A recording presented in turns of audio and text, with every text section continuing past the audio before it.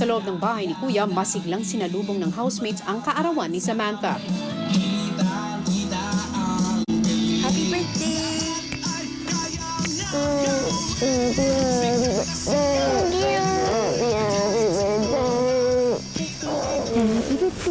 Sure you miss your family, but you're with us. Happy birthday! Sam, pakisali na lang. Ito gagamitin ko kasi marami tayong ulam ngayon kasi it's your birthday. Wow! Meron Thanks, tayong, Ma. Adobo, tapos ang palaya. Thanks, Ma. Kahit ano laban. Pagdating ng tanghalian, masayang nagsalo-salo ang housemates. Thank you for the food today. Thank you for the hands that prepared the food. And also, Lord, bless the birthday girl. Give her many, many more birthdays to come. We're grateful for her in this house and bless the fellowship we continue to build. Thank you, guys! I love you all! Thank you! Pagkatapos kumain, Uy, mamaya na. Uy, mag-dessert ka na muna. Ito naman birthday niya eh. Go lang, go lang, go Birthday ko lang. nga pala. Dessert ka. Love you, E. samantala lingid sa kaalaman ni Sam ay kausap na ni Kuya ang kanyang pinakamamahal na ina. Magandang araw po. Magandang araw din po. Kamustang anak si Samantha? Kami po ay close talaga. Mahal na mahal ko po yung aking anak ba, big brother. Itong araw na ito ay isang araw na espesyal para sa anak ninyo na si Sam. Paano nyo ba isineselebrate yung birthday ni Sam? Naghahanda kami sa bahay. Ang usually po na nire-request niya, big brother, na pagkain is ginitaang alimasag kasi mahilig po siya sa seafood. Halabos na hipon o kaya yung buttered na may garlic. Cook with love. Ramdam ko naman, sabik ka na rin makita muli at makapili ang iyong anak. Bibigyan kita ng pagkakataon para maituro ang pagluluto ng paboritong handa ni Sam sa mga housemates niya. Ito din ang paraan upang maparamdam mo ang iyong pagmamahal. Yes po, big brother. Salamat po. Sunod na kinausap ni Kuya ang kaibigan ni Sam na si Eliza. Eliza, alam mo ba kung anong araw ngayon? Birthday ni Sam! Bakit parang may halong lungkot yung mukha mo? Kuya, kasi siguro syempre pag birthday we look forward talaga to celebrate it with our loved ones. Yung konting salo-salo man lang, hindi po namin mabigay masyado kay Sam kasi nga po very limited po yung resources po namin dito, Kuya. Pero lagi naman niya pong nire-remind din sa amin na masaya din po talaga siya na dito po siya nag-celebrate po ng 29th birthday niya, Kuya. Bibigyan kita ng pagkakataon para makapaghanda sa kaarawan ni Samantha. Wow! Okay, Kuya. Pero sa isang kondisyon, may makikilala kang chef. Ang chef na ito ang magtuturo sa iyo sa pagluluto. Para sa secret task ni Eliza, makakausap niya ang nanay ni Sam gamit ang isang tablet. Pwedeng magpatulong si Sam sa ibang housemates sa paghahanda ng mga paboritong putahe ni Sam, pero hindi pwedeng magsuspecha si Sam na may sorpresa para sa kanya. Kuya, parang di matutuwa si Sam sa mangyayaring to, Kuya. Pero let's go, Kuya. Pagkagaling sa confession room, agad kinuntsaba ni Eliza ang mga kasama. Madam. Magluluto ako. Kailangan hindi pumasok ni Sam. Basta ako, kailangan ko magluto. Nakausapin ko rin si Ate Tessie. Ito na mismo, ito na yung best birthday gift. Makapasok lang ako. Sige, libangin natin si Sam dito As sa in the labas. whole time na nagluluto Dito. ako. Oo, bawal Hindi siya mo papansin na na yun. Yun nga, kailangan yung gawin pa. Pero message lang sana, no? Sabi ko po kila Kuya TJ and tsaka po sa iba kausapin po siya tsaka libangin po siya para po hindi rin po siya masyadong pumasok. Tawag ka ni Kuya. Yes! Let's go. I need you to cut some garlic, please. Okay. 15 heads, sabi ni Quiz. 15? Ganito, di ba, cloves? Yeah. Nang abala na si Sam, kinausap na ni Eliza si Mommy Nora. Hello po! Kumusta po kayo? Okay lang. Sana po mabigyan ko ng justice kung ano man po yung papaluto nyo sa akin. Galingan mo ha. Sige po, ano po ba yung mga lulutuin ko? Ginataang alimasag.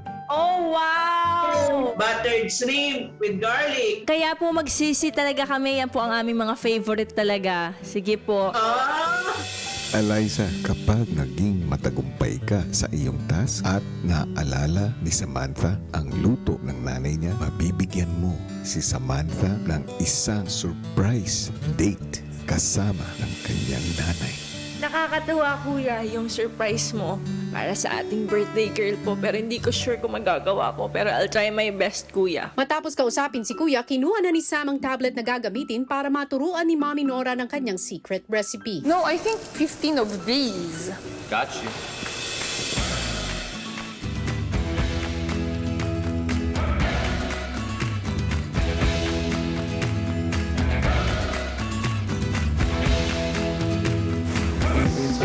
Tita, ano pong una kong gagawin, tita? Steam mo muna yung ayan. Steam ko po namin ang alimasag. Okay, alimasag. Okay po. Kompleto naman. Tigi-isa na buo. How was your birthday, Sam? All good because I'm with you guys. Aww. Okay, wala na. Tapos na yung 10 minutes natin. Parang nagkaroon ako ng teammate dito sa loob ng bahay mo, kuya, with Sam po. Gustong-gusto ko yung pagkaate niya po sa lahat. Super matured and classy woman po talaga si Samantha po. Sana po mabigyan natin ng justice ang alimasag at ang shrimp po, kuya. Let's do this. Alright.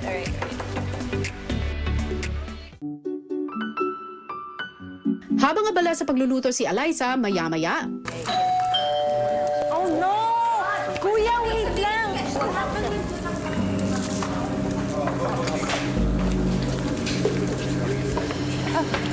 nako, muntik na.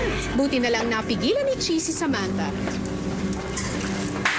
Akin na lang yung inyo. Matapos mapabalik si Samantha sa activity area, tuloy ang pagluluto ni Eliza sa tulong ng ibang housemates. Kung sabi mo si Kuya sa lapel mo, Excuse me. Kuya. Dende. Okay na to. Please, pero kung hindi pwede, okay lang. Matapos ang lutuan session, next step agad ang housemates para sa sorpresa kay Samantha. Kailangan niyo mag-acta. Hindi ako makakaano talaga na. Ito sisigaw. Housemates! Magbihis daw in 10 minutes para sa mahalagang anunsyo. Ano this? Acting. Ano? 10 minutes. Oh my God. Ano sa? Talaga nga namang umubra ang taranta acting. Good job, housemates! Ilang sandali pa naghanda na ang lahat. Si Brenda bumangka sa pagpapatawa para hindi makahalata si Samantha habang sina Eliza at Ian abala na sa pag-aayos ng sorpresa. Oh my God! Yung cake! Wala pa rin kaalam-alam si Samantha sa masayang sorpresang naghihintay sa kanya.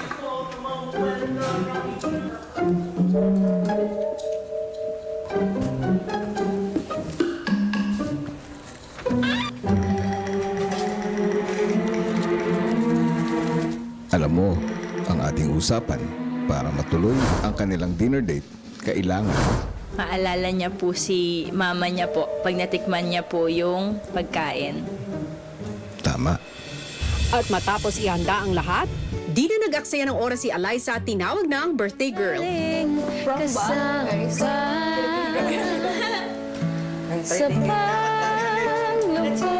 Ano yan? Uy, may ganyan? Seryoso? Alam, favorite ko. Alam, naiyak ako. Favorite food ko yun. Tikman mo na. Tikman mo.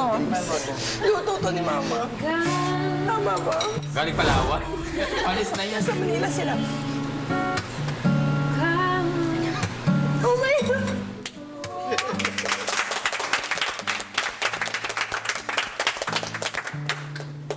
I think luto to ni Mama. Galing. Galing!